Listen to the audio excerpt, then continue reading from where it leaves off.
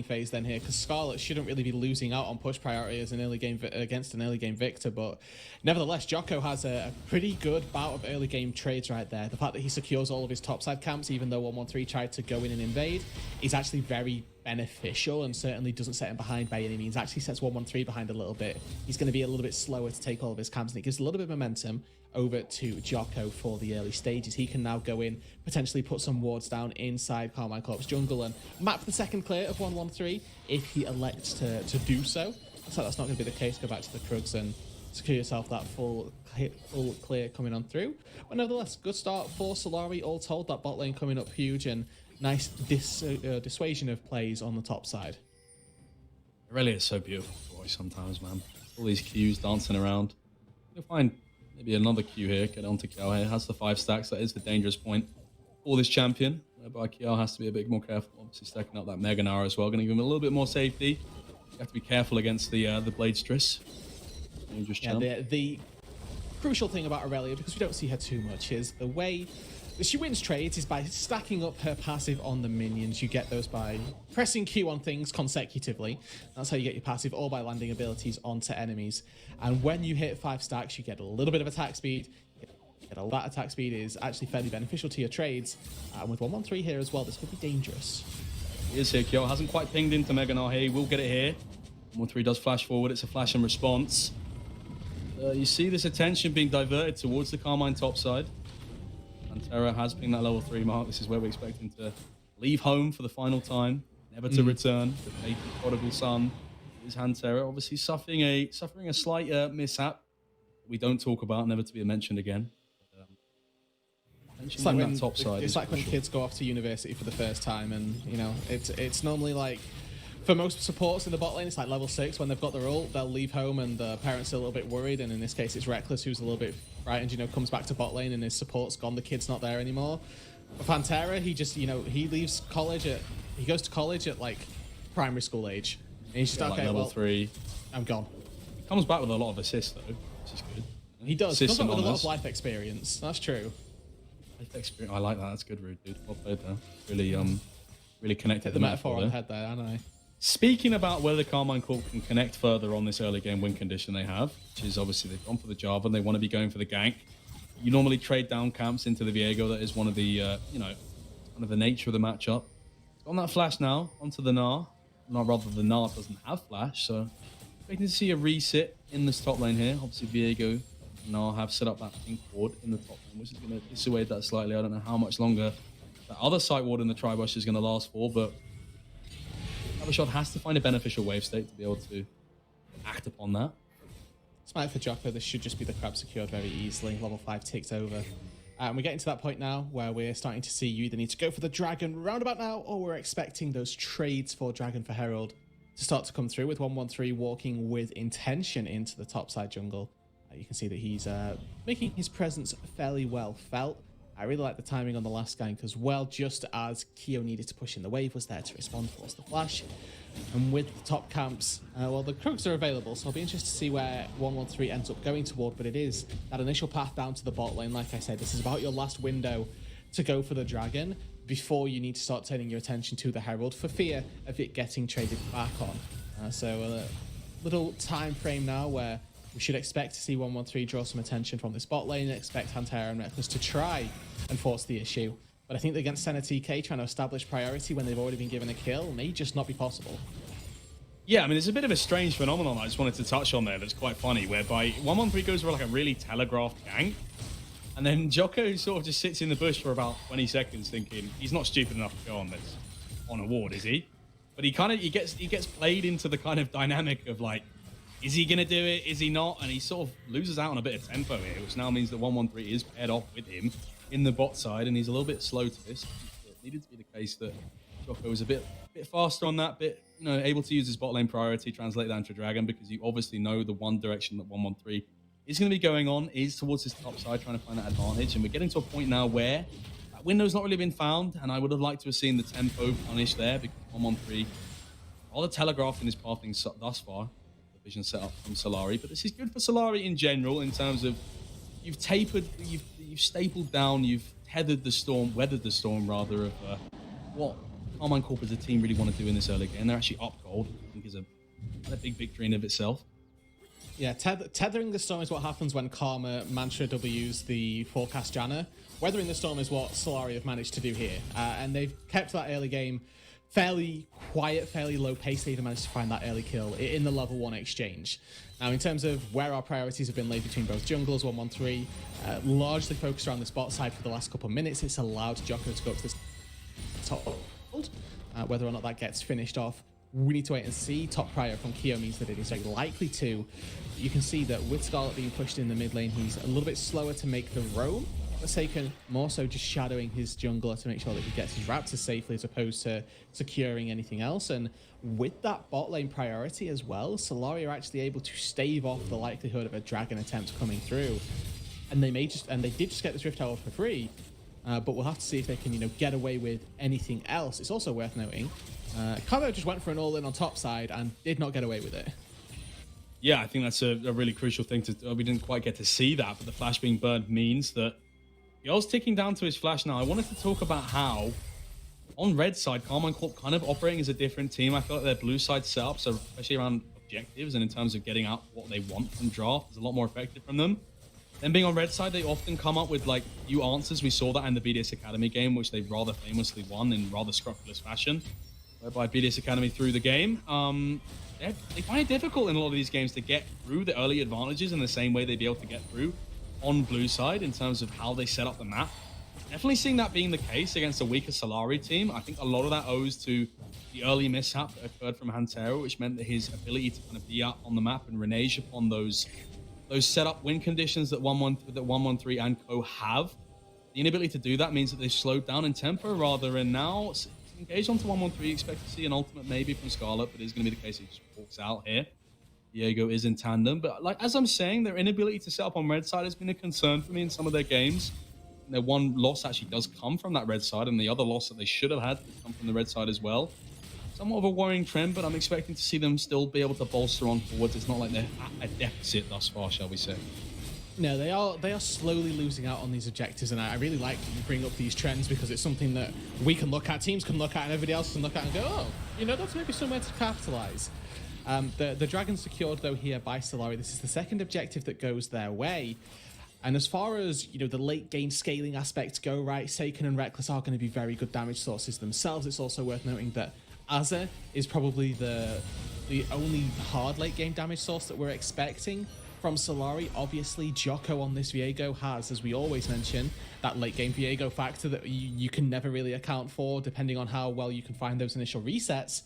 But now we get to see a bit more of Karmine Corp's staple spring split style. Get 3 people, dive top lane. Yeah, this is a really good opening for them. It's the first time they've really been able to actively pressure out Kyo here since the early flash was burned. In response here, there's not really much being able to gain. It's not going to be the case of that. It's going to be the case of that Rift Herald comes down. Kabashot goes aggressive, has ultimate here. Played. Finds it here. So has that flash though. Kabashot knows not to go for it. They do manage to zone him away from 2 waves here. I mean, a plate or 2, but the Rift Herald was spawned in the bot side. You do see the roam in from Scarlet as well, whether or not they can find the dive here. It's going to be really crucial for Solari's response. No TP for Cabo shots. This would be a 4v2, Seiken no TP either, and just merely zoning them off. I think the turret's probably going to live here. That final plate's so very difficult to try and take down, but a lot of plates being secured by the Solary bot lane. Gold in the right position for their win condition. Yeah, completely. I think Solary come out well here in terms of they're going to be able to batter down that first turret in the bot lane, which I think enables what they want to do in the sense that they've drafted the center Tom Kench, very much throwing down the gauntlet of Azza and Steelback being the main focal points of this team.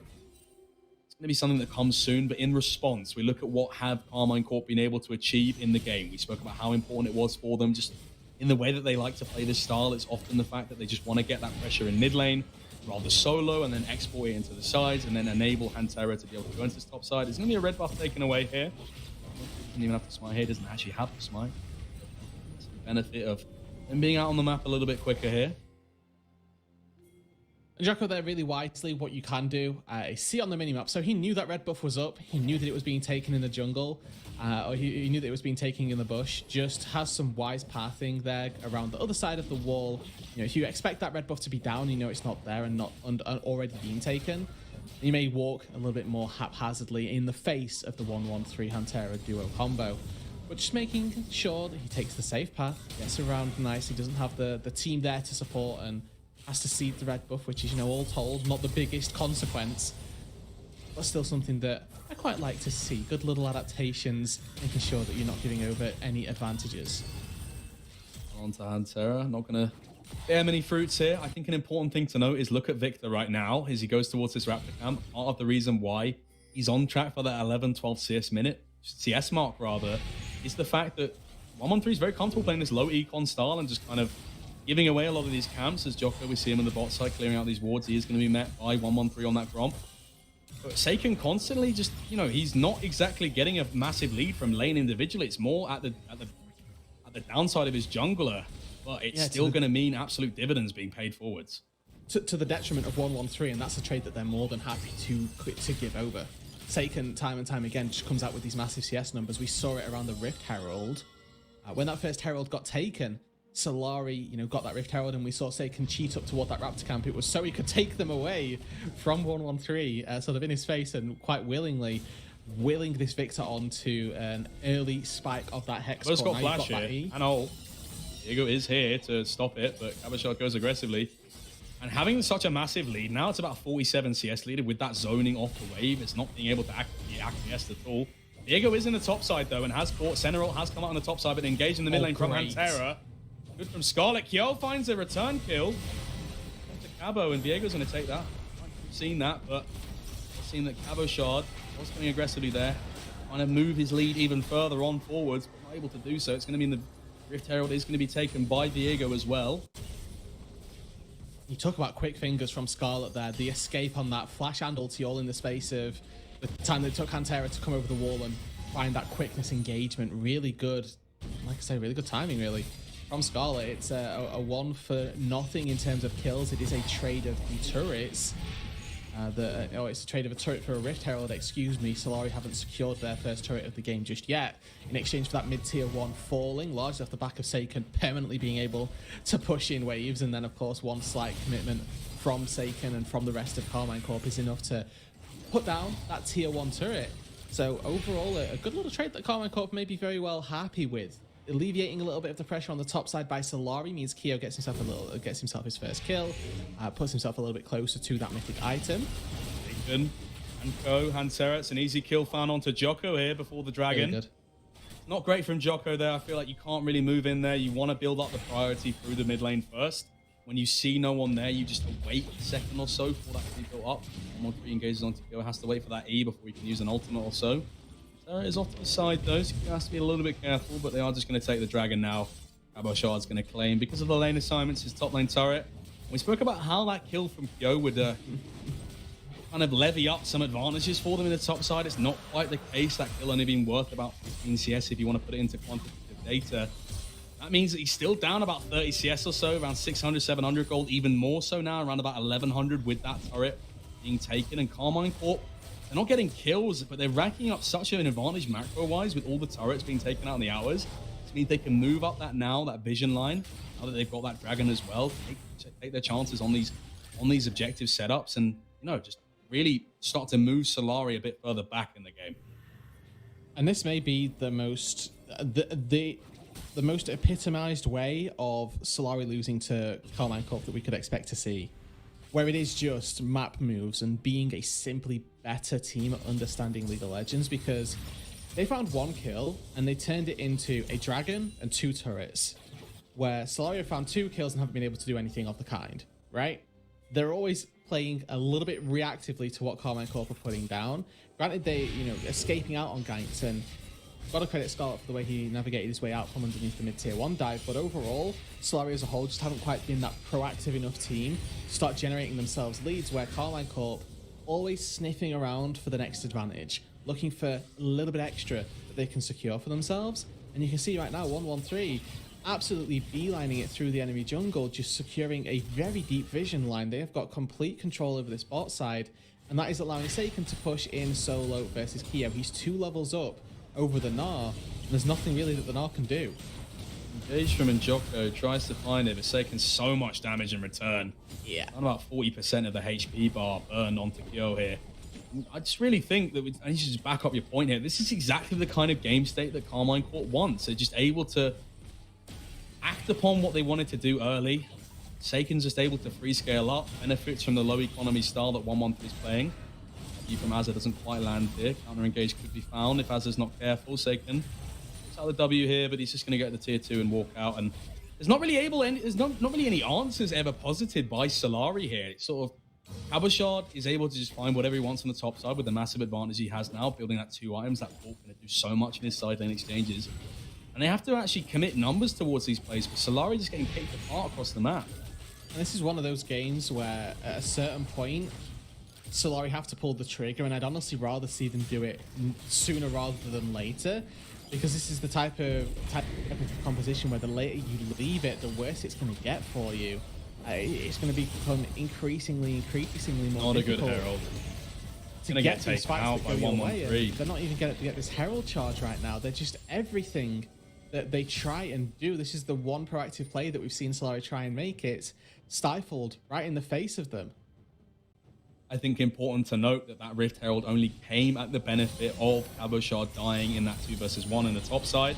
He navigates here, gets charmed. Kench is going to be coming and engaging him. He does flash out here, goes back in though, finds the ultimate. Blade searches in from Cabochard. It's a massive engage from 113. He's still in there, a lot of passive going. Healing is still out. Cabochard's not been found though. Seiken finds Jocko though. Ezreal comes. The gang is here. 113 and Co. Karmine Corp have found their team fight in the top side here.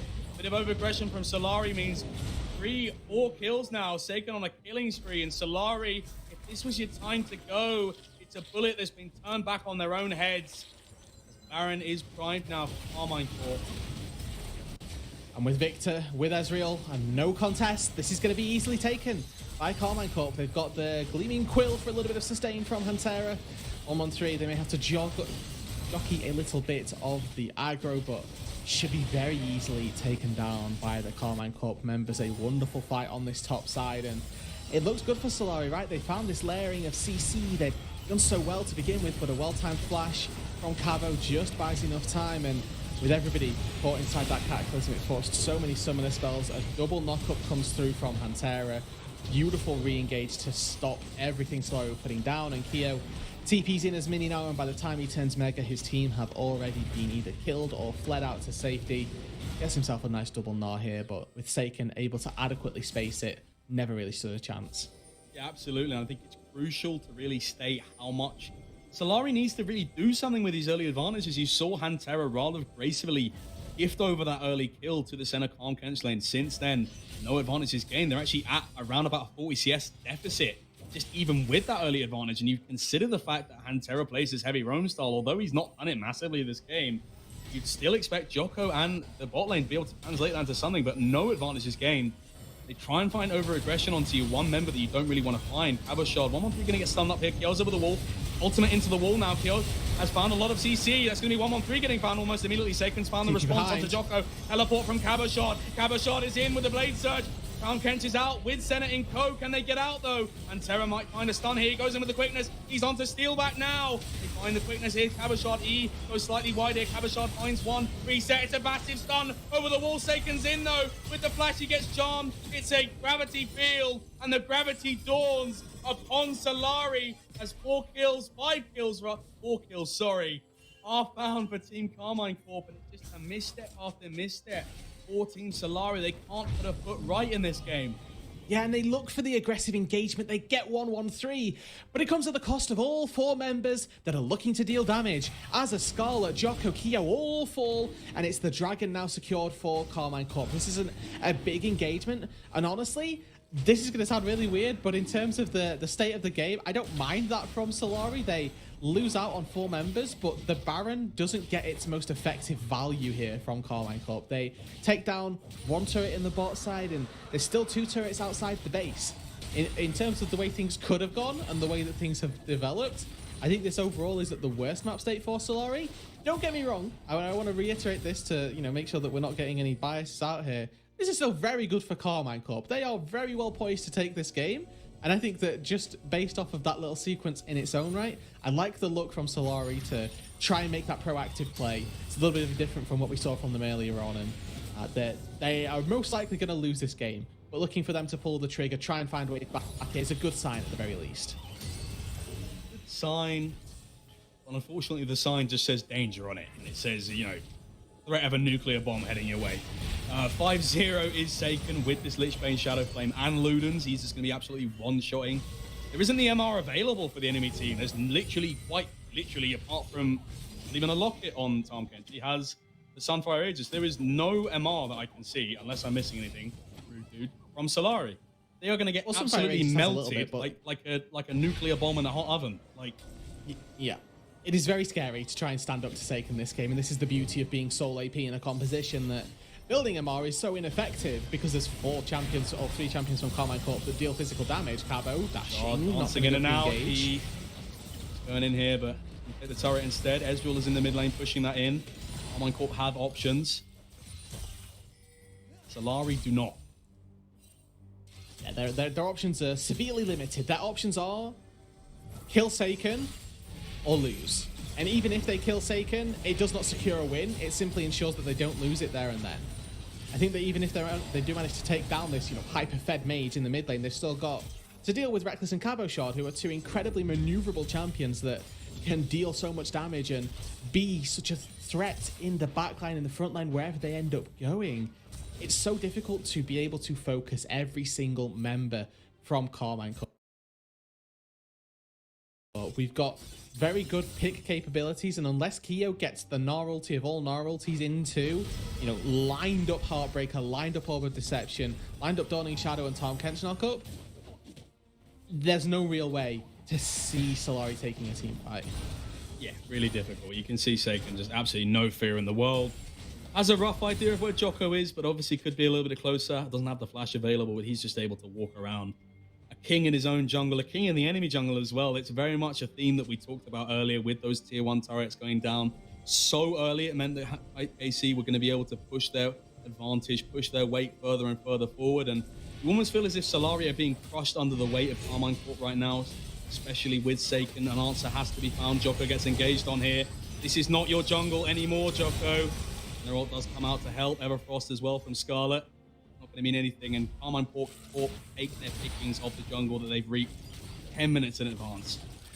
And that should just be complete setup around the Baron. Even if it wasn't previously, no jungler means that this complete topside control will be continually developed by Karmine Corp. They have got, or they had 1 pink ward outside of the base, did Solary, and it just got cleared out. You can see that they're moving down to the bot side to try and make a play onto Saken, but he's not going to give them that opportunity. He's got about a minute left until his flash comes back up, and at that point with flash plus Zhonya's, there's no real way I see Saken being taken down. He's a level ahead of everybody in the game and several levels ahead of the majority of members on Solary. The game continually getting harder and harder, and we talked about the late game damage sources. It's mainly Azza, but Azza on our supports and half's income really with the Senna, not necessarily set up to take the win. Engage here. Scarlet goes in, finds onto 113. He's out though. Cabashard's in though. Blade Surge again onto Steelback. And all of them. He's got 5 stacks here. Scarlet goes low. Hantera tries to find any sort of a counter engage, but he's going to get charmed here. Stasis goes down. Jocko, can he find a reset? No, he can't. Reckless is on a killing spree.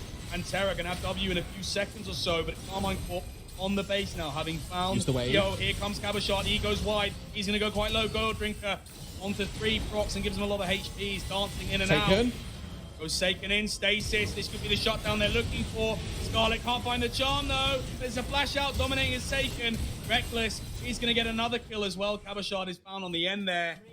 And nothing can be found, although slight missteps were found. We saw multiple Stasises come out that you thought would be able to be abused by Solary here. BM teleport from Reckless is going to mean this game has been all but said and done.